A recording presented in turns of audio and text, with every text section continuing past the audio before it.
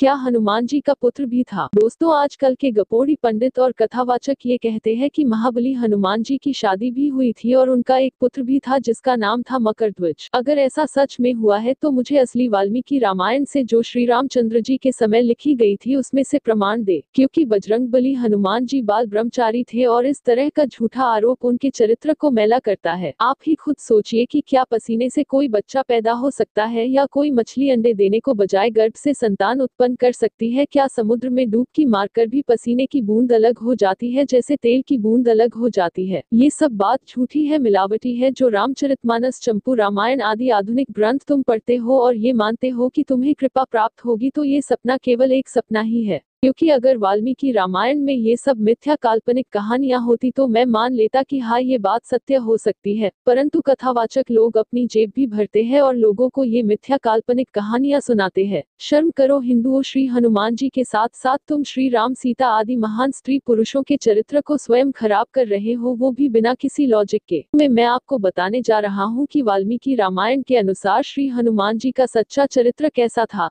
जब श्री राम जी हनुमान जी से मिलते हैं तब उनकी व्याकरण और पवित्रता से प्रभावित होकर श्री राम जी लक्ष्मण से हनुमान जी के विषय में कहते हैं कि हे लक्ष्मण, जिसने ऋग्वेद को ना पढ़ा हो, जिसको यजुर्वेद को धारण ना किया हो, जिसने सामवेद का अध्ययन ना किया है, वो व्यक्ति ऐसी परिकृष्ट बातें नहीं कर सकता। निश्चय ही इन्होंने व्याकरण का अध्ययन बार बार किया है, क्योंकि इतने लंबे समय तक वार्तालाप करने में इन्होंने एक भी बार व्याकरण और बोलने में कोई त्रुटि नहीं की। इनकी शास्त्रीय पद्धति से उच्चारण की हुई भाषा मेरे हृदय को हर्षित करती है। अब क्या कोई बंदर बोल सकता है? क्या कोई बंदर वेदों का अध्ययन कर सकता है? पापी चरित्रहीन हिंदुओं ने श्री हनुमान जी का चरित्र का इतनी बुरी तरह से अपमान किया है, मुझे नहीं लगता हनुमान जी उन्हें माफ करेंगे, क्योंकि गलती ही इतनी बड़ी की है। ब्रह्मचारी महाबली महावीर हनुमान जी की 3 पत्नियों की मिथ्या कल्पना, मिथ्या पुत्र मकरध्वज की झूठी कहानियां जो आधुनिक ग्रंथों में है, मेरे हिसाब से इन वेद विरुद्ध ग्रंथों में आग लगा देनी चाहिए और वेद, महाभारत, रामायण, भगवद गीता, उपनिषद, विशुद्ध मनुस्मृति और शास्त्रों का प्रचार करना चाहिए। वेद विरुद्ध ग्रंथों में आग लगाने या इन्हें ना पढ़ने पढ़ाने का कारण,